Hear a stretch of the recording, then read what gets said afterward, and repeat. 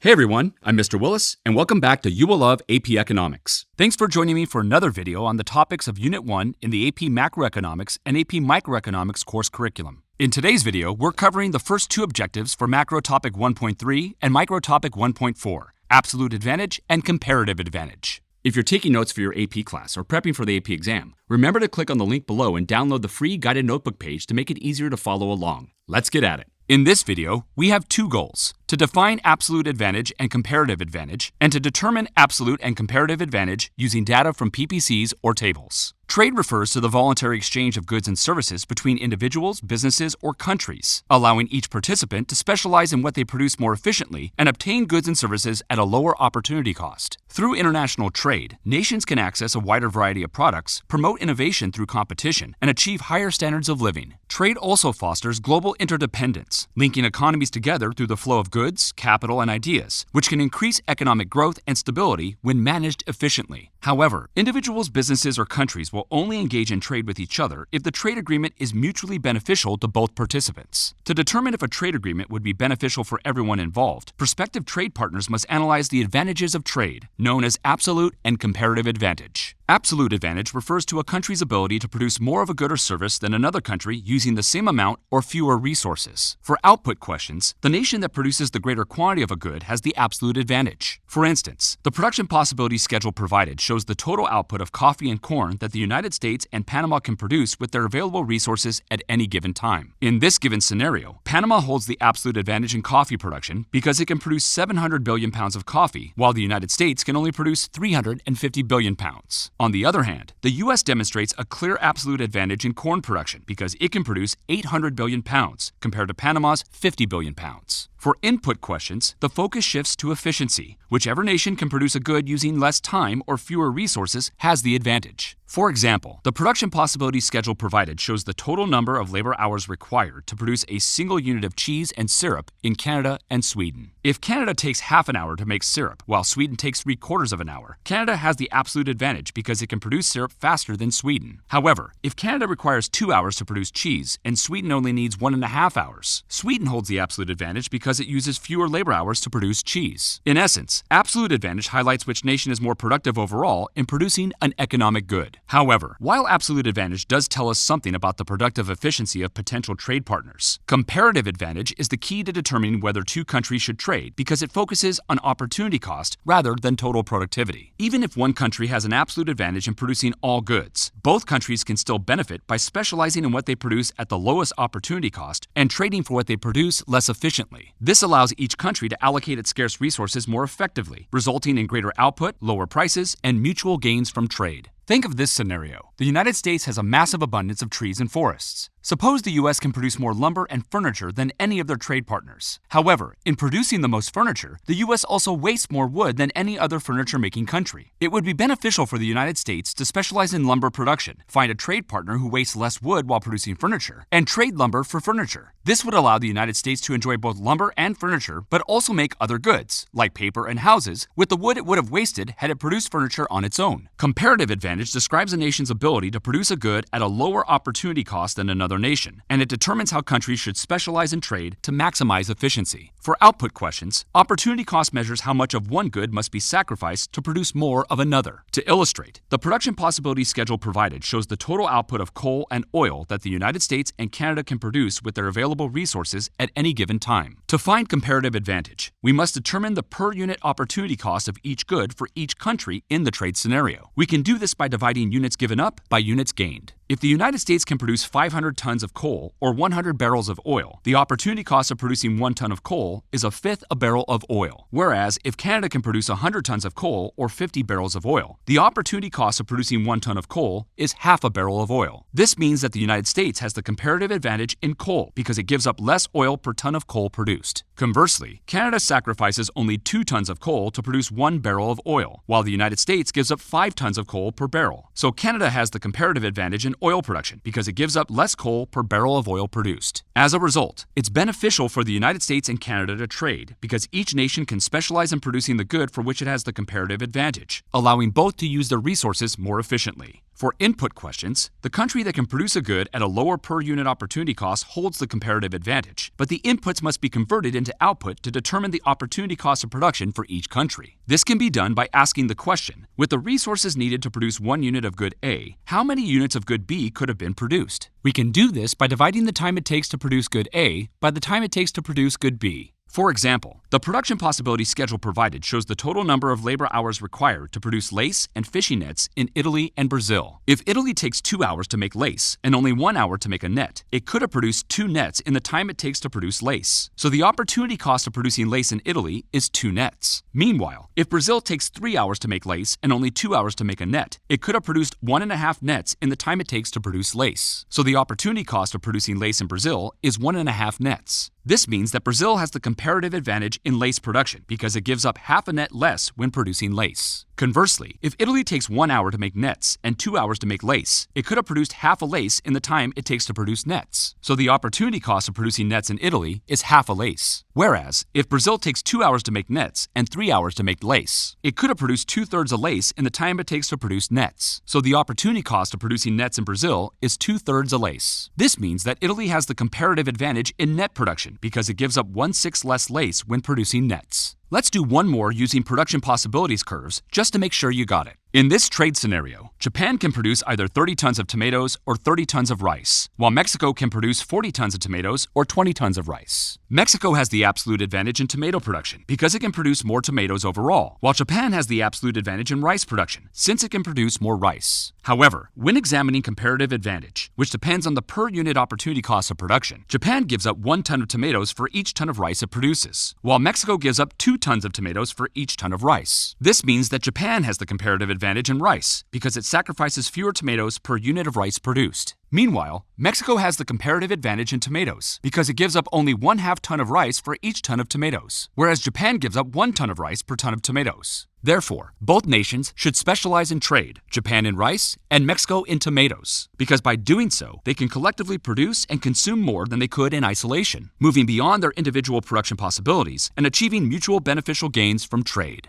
And that's everything you need to know about absolute and comparative advantage. You can click here for additional videos for AP Macroeconomics and AP Microeconomics. And be sure to check out my videos on AP US Government as well. If you found this video helpful, be sure to like, share, and subscribe for more content on AP Economics and Government. Thanks for watching. I'll see you next time on You Will Love AP Econ.